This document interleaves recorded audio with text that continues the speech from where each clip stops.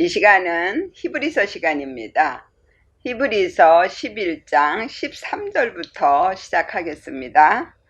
이 사람들은 다 믿음을 따라 죽었으며 약속을 받지 못하였으되 그것들을 멀리서 보고 환영하며 또 땅에서는 외국인과 나그네로라 증거하였으니 그랬습니다.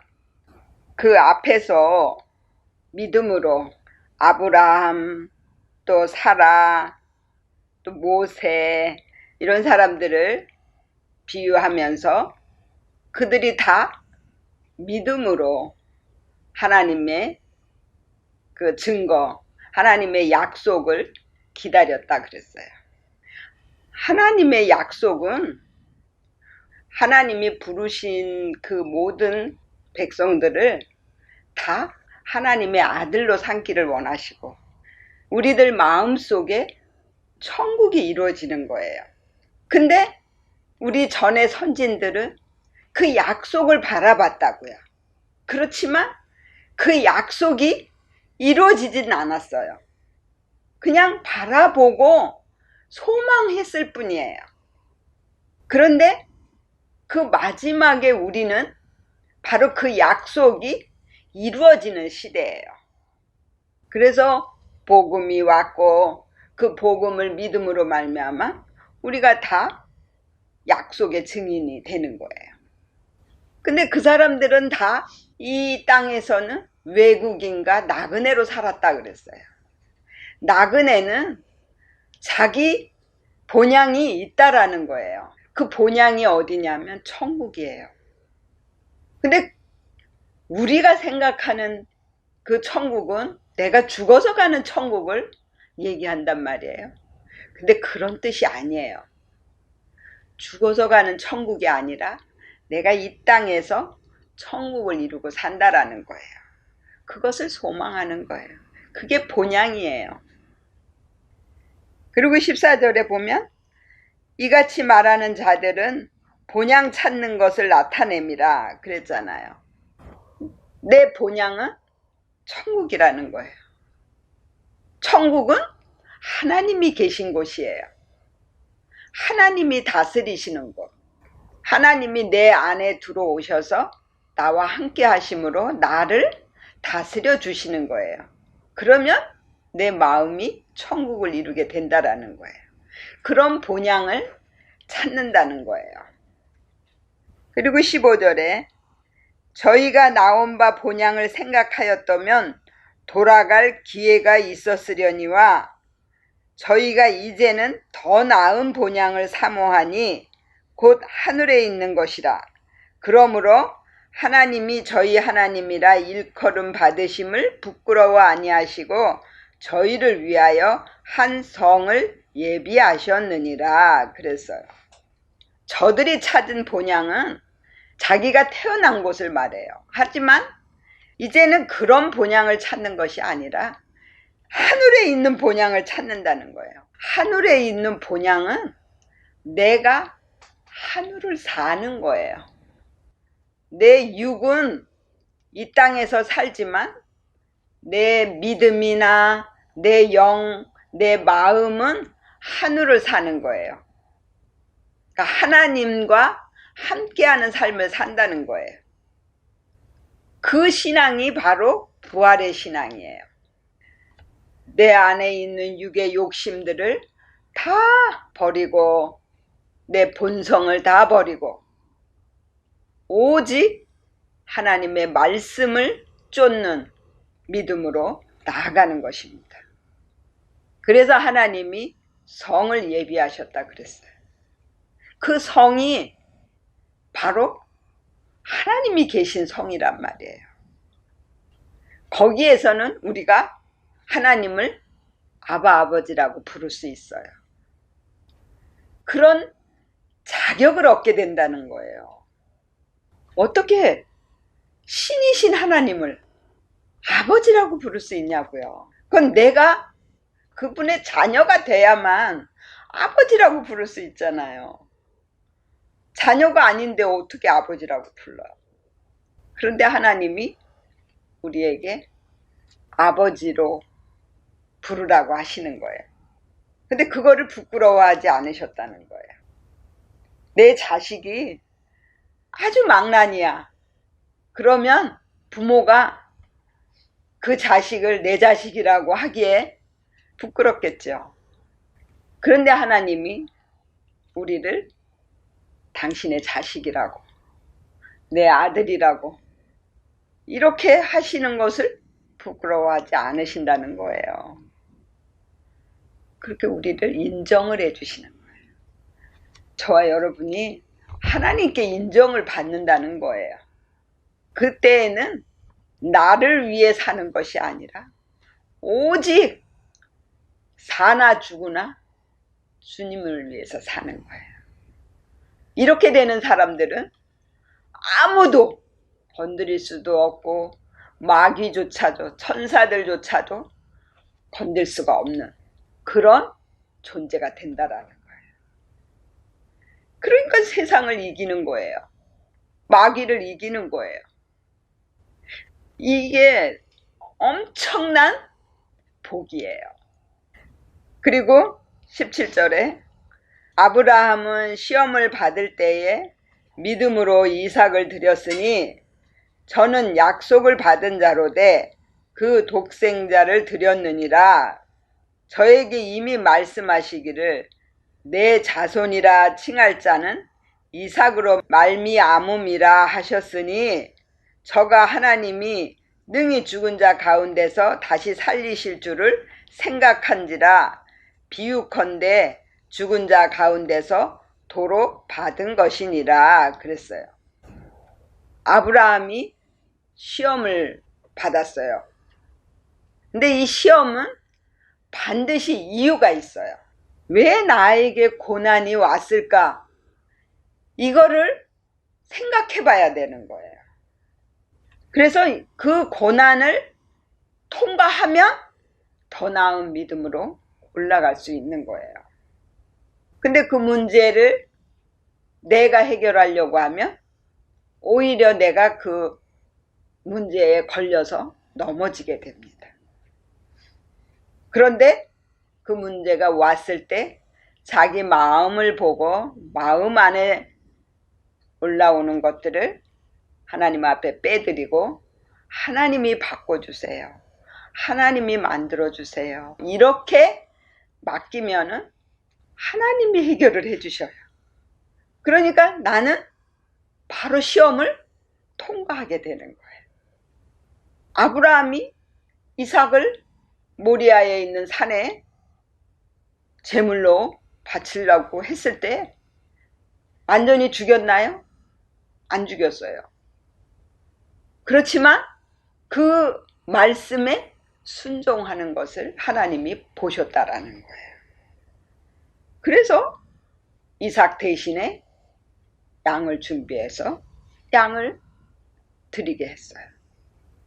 그러니까 이삭은 이미 죽었다고 하나님이 인정을 하신 거예요. 그래서 이삭이 번제단이에요. 히브리서에 보면 9장이 번제단이거든요. 그래서 이삭은 심판을 받았다고 하나님이 인정을 해주신 거예요. 그리고 20절에 믿음으로 이삭은 장차 오는 일에 대하여 야곱과 에서에게 축복하였으며 그랬어요. 근데 에서는 율법이고 야곱은 복음이라 그랬죠. 그 야곱은 성령님을 의지하는 믿음이고 야곱의 믿음은 바로 물두멍의 믿음이에요. 그래서 잘못된 믿음의 행동들을 다 멈추고 이제 물두멍에서 손을 씻는 그런 믿음입니다. 그랬기 때문에 야곱이 이제 나중엔 이스라엘로 바뀌게 됩니다. 그래서 이삭의 축복 기도는 야곱이 다 받았어요. 오히려 에서는 저주를 받은 거예요. 에서의 믿음은 야곱의 믿음 앞에 무릎을 꿇게 돼 있는 거예요. 그래서 율법적인 믿음은 복음적인 믿음 앞에 와서 배워야 된다라는 거예요. 그래야 율법적인 믿음을 버리고 복음적인 믿음으로 갈 수 있는 거예요. 그리고 21절에 믿음으로 야곱은 죽을 때에 요셉의 각 아들에게 축복하고 그 지팡이 머리에 의지하여 경배하였으며 그랬어요. 야곱은 또 12아들을 낳았죠. 그래서 12아들의 믿음을 온전히 이루어야 내 믿음이 완성이 되는 거예요. 그 12아들의 믿음의 완성이 어디냐? 마태, 마가, 누가복음이에요. 거기가 성소예요. 그런데 이 야곱이 요셉의 두 아들에게 축복 기도를 해주는데 큰 아들은 므낫세고 둘째가 에브라임이에요. 그런데 므낫세는 잊어버리다라는 뜻이거든요. 그런데 에브라임은 많은 열매를 맺는다는 뜻이에요. 그래서 요셉이 야곱에게 와서 두 아들에게 축복 기도를 해달라고 했을 때 므낫세를 오른쪽에다 놓고 에브라임을 왼쪽에다 놨어요. 그랬는데 야곱이 기도를 할 때 오른손을 에브라임에다 놓고 므낫세에게 왼쪽 손을 얹었어요. 그랬더니 요셉이 아니라고, 얘가 장자라고 이렇게 얘기를 해요. 그런데 야곱이 아니다. 에브라임은 열매를 맺는 믿음이고 므낫세는 지나온 과거의 그 고난 다 잊어지고 이제는 정말 마음의 평안을 얻게 됐다, 이런 뜻이거든요. 그거 갖고는 안 된다는 거예요. 삶에서 믿음의 열매를 맺어야만 온전한 믿음이 된다, 이걸 예언한 거예요. 그래서 이렇게 좌수를 바꿔서 했다는 거죠. 그러니까 이 보면 다 므낫세도 그게 율법이에요. 에브라임이 복음이에요. 창세기 1장부터 창조 첫째 날부터 빛이 있으라.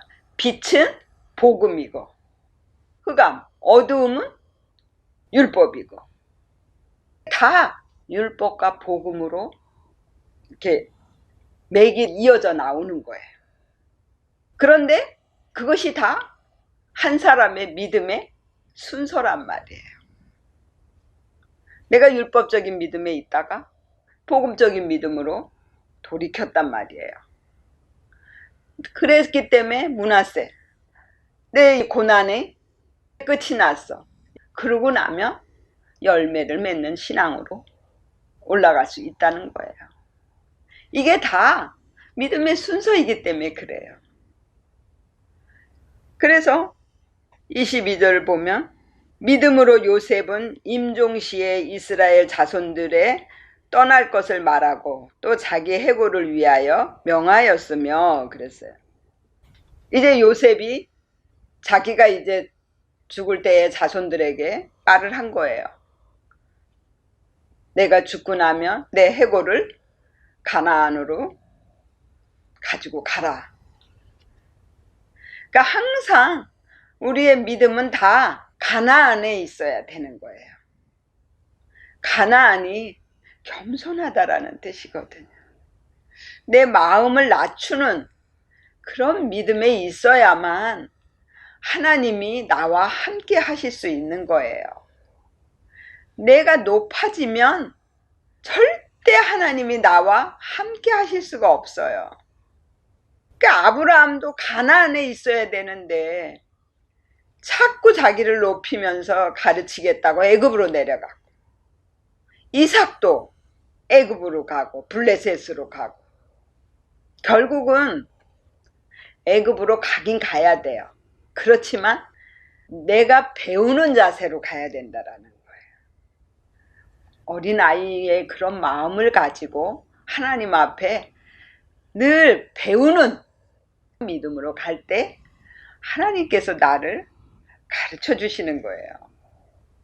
삶에서 승리할 수 있는 방법, 믿음으로 천국을 이룰 수 있는 방법, 이런 모든 방법을 배워서 삶에서 적용하는 거예요.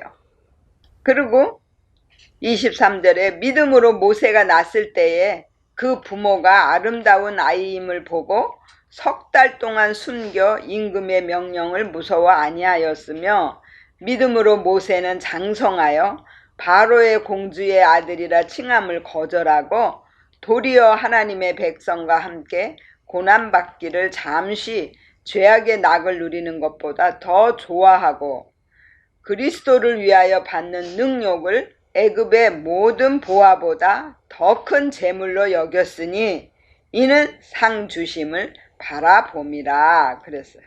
그래서 모세의 믿음도 보면 궁에서 40년을 살았어요. 거기서 이제 항복한 거예요.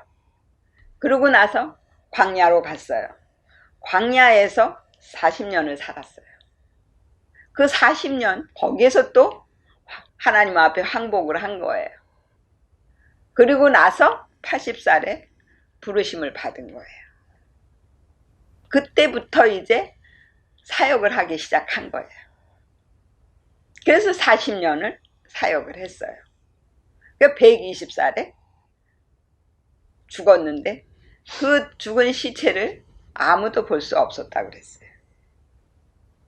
근데 모세는 가나안 땅 앞에까지만 가갖고 자기가 가나안 땅에 들어갈 수 없다라는 것을 알았어요.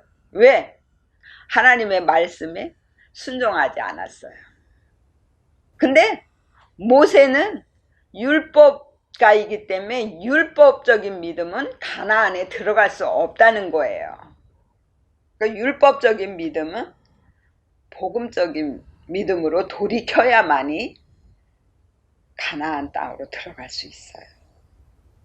그래서 가나안은 새로 태어난 아이들과 여호수아하고 갈렙만 들어갔어요. 그 전 사람들은 하나님이 다 죽였어요. 왜? 자기가 하나님이 되어갖고 자기가 모든 것을 하겠다고 하는 믿음이란 말이에요. 그래서 이 모세는 그래도 그리스도를 바라보고 내가 바뀌어질 거다라는 거 소망을 했다라는 거예요.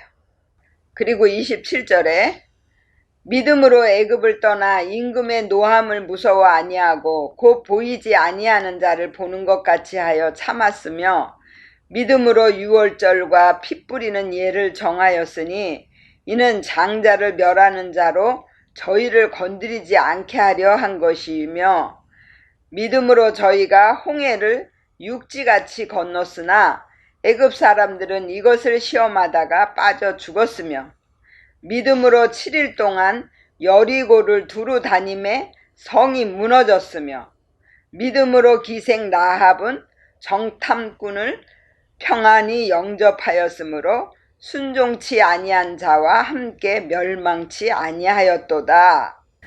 32절 보면 내가 무슨 말을 더하리요? 기드온, 바락, 삼손, 입다와 다윗과 사무엘과 및 선지자들의 일을 말하려면 내게 시간이 부족하리로다. 근데 이 모든 것들이 다 믿음으로 이루어진다라는 거예요. 그래서 믿음이 없으면 하나님을 기쁘시게 할 수가 없다는 거예요. 하나님을 기쁘시게 하는 사람은 온전히 하나님을 믿는 믿음이에요. 그래서 삶에서 십자가를 지는 것이 무엇이냐면 하나님과 나와의 관계의 믿음이에요. 그래서 모든 걸 다 하나님이 하신다라고 믿어야 되는 거예요. 그리고 형제와의 관계의 믿음에서 모든 형제가 나를 위해 일하는 하나님의 일꾼이라고 믿는 거예요. 이 믿음으로 말미암아 우리가 삶에서 십자가를 지는 거란 말이에요. 그래서 하나님을 사랑하고 내 이웃을 내 몸과 같이 사랑하는 거예요. 이 계명을 지키는 자는 마음에 천국을 이룰 수 있는 거예요. 그래서 우리가 사랑하면 온전한 믿음이 되는 거예요.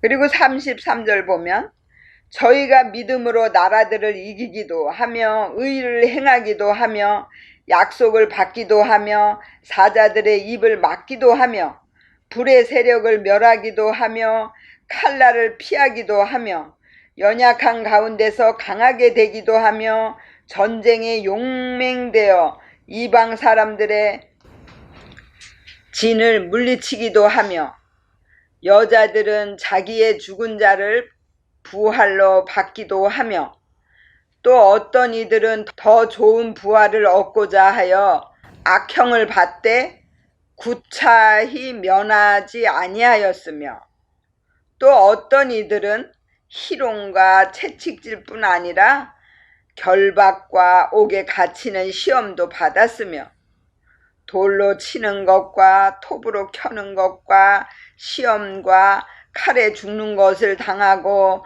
양과 염소의 가죽을 입고 유리하여 궁핍과 환난과 학대를 받았으니 이런 사람은 세상이 감당치 못하도다. 저희가 광야와 산중과 암혈과 토굴에 유리하였느니라. 이 사람들이 다 믿음으로 말미암아 증거를 받았으나 약속을 받지 못하였으니 이는 하나님이 우리를 위하여 더 좋은 것을 예비하셨은즉 우리가 아니면 저희로 온전함을 이루지 못하게 하려 하심이니라 그랬어요. 지금까지 읽은 그 모든 것의 결과가 무엇이냐면 40절이에요. 그래서 이는 하나님이 우리를 위하여, 저와 여러분을 위하여 더 좋은 것을 예비하셨단 말이에요. 그것이 무엇이냐? 마음의 천국을 이루게 하시는 거예요. 이것을 예비하셨어요. 그래서 우리가 아니면 저희도 온전함을 이루지 못한다라는 거예요. 그래서 하나님이 온전하게 만들어주시는 그런 믿음들은 세상이 감당할 수 없어요. 그 어떤 것도 해할 수도 없고 그 어떤 것도 망하게 할 수 없다라는 거예요. 왜? 하나님이 붙들고 계시기 때문에.